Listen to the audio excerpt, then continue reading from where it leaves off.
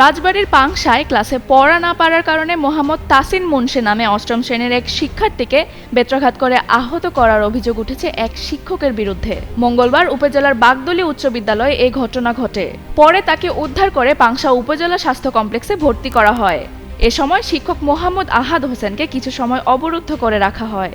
ভুক্তভোগী ওই শিক্ষার্থীর সহপাঠীরা জানায়, মঙ্গলবার ক্লাসে পড়া না পারার কারণে শিক্ষক আহাদ হোসেন তাসিনকে প্রথমে 15 থেকে 20টি বেত্রাঘাত করেন। কি হয়েছে? মিনিস্টার ফ্রিজ কিনে হাম্বা জিতেছে। মিনিস্টার ফ্রিজ কিনুন, হাম্বা জিতুন, আরো আছে আকর্ষণীয় উপহার। পরে ওই শিক্ষার্থীকে ক্লাসরুমের মেঝেতে ফেলে অমানবিক নির্যাতন করা হয়। খবর পেয়ে স্থানীয় ও অভিভাবকরা বিদ্যালয়ে আসলে অভিযুক্ত ওই শিক্ষককে নিরাপত্তার স্বার্থে বিদ্যালয় লাইব্রেরিতে আটকে রাখেন প্রধান শিক্ষক। এ ঘটনায় আগামী 3 কর্মদিবসের মধ্যে অভিযুক্ত শিক্ষক মোহাম্মদ আহাদ হোসেনকে কারণ দর্শানোর নোটিশ দেওয়া হয়েছে।